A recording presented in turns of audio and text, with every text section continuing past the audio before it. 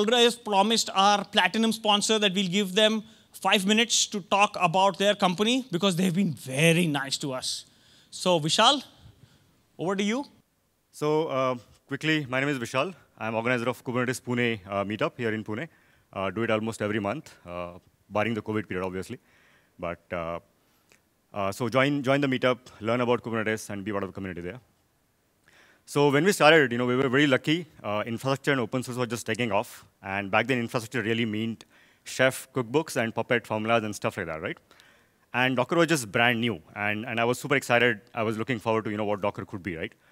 And that was the feeling across the community. We had a couple of our engineers write the OpenStack Omni from scratch and demo at the OpenStack Summit in Australia. And so we're still between the transition phase between Docker and other technologies, right? I was working on Mesos, and I was super pumped about it. And I thought Kubernetes will never, ever take off. Oh boy, how wrong was I? And thankfully for us, we got into Kubernetes and Rancher. Over the time, we worked with Rancher. We wrote an ebook, understood a little bit of Kubernetes. So we started working with Rancher, started working with Kubernetes, got into Go a little more closely than we were earlier, sort of. And we started working on a project called Fission, serverless functions for Kubernetes. Over time, we adopted this project. We are now more or less the maintainers of the project.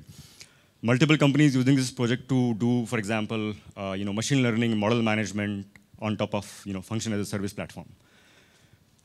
In one of the internal hackathons, we realized, what if we could talk to Kubernetes clusters from Slack or Mattermost or Discord or anything like that, right? So we started developing this, and it is an open source project again, BotCube. While we were working on BotCube, we realized Microsoft Teams didn't have a SDK for Golang. They had only had for C# and other languages. So we developed a SDK, Go SDK, for Microsoft Teams. Then we realized another problem. What if I would want to install a complex stack like Kafka or Spark on my Kubernetes cluster? I had to follow these 10 steps. What if there would be something like Homebrew, just for Kubernetes, right? So we started developing that somewhere in the journey. It's not always just large projects. Sometimes it's something small that is very useful. So one of our engineers was working with a customer, and they wanted to trace Cassandra, like distributed tracing, but inside Cassandra. Now, Cassandra has a plugin mechanism where you can write your own plugin and just plug it into Cassandra, and it just works, right? So we wrote that. We open sourced that again. Similarly, when we were working with Prometheus, Thanos, Cortex, and all these friend technologies, so to speak, right? We realized one problem we had solved for 2 customers, almost similar. How do you set up something like this, super complex, but for the needs of your business, super easily, right? So we started an open source project called Cryas, which is basically a CLI utility, for deploying this across clusters much, much easier. While we were working on our own projects, we also work with a couple of customers to open source their key technologies. So on the left-hand side, you see Tinkerbell. It's a bare metal provisioning tool. It allows you to do workflows around bare metal provisioning and provision machines at scale. So we open source that for Packet, which is now acquired by Equinix. The project is still open source, part of the CNCF incubating projects. Parallels is another project we open sourced just this year, a couple of months ago. It's basically a multi-cluster access management and auditing kind of tool owned by Rafi internally, but eventually we worked with them to open source the technology. And the top 3 to 4 contributors on both of these projects are our colleagues, engineers, basically. Now, with all this, where are we? What's happening with these projects? You're saying, hey, this is what is happening. I probably never heard of these projects before, right?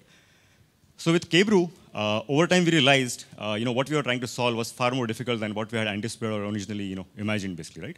So we kind of put that in maintenance mode, said, we're not going to put so much energy into Kbrew, kind of going forward. But for BotCube, we kept the community effort going on. We worked on a lot of customer requests, a lot of issues and PRs coming from the community as well. And over time, what happened is it got started getting used by almost 1,000+ companies worldwide on Slack and probably other platforms. We don't know the numbers.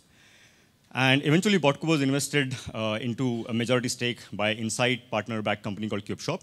And now they maintain the project, and they'll take forward the project from us, so to speak.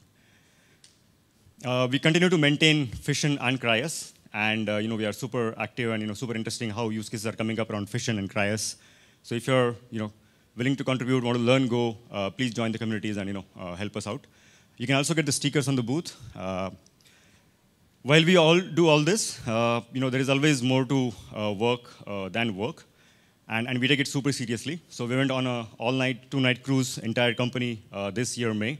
And that was awesome to connect people after COVID and meet everybody on a cruise.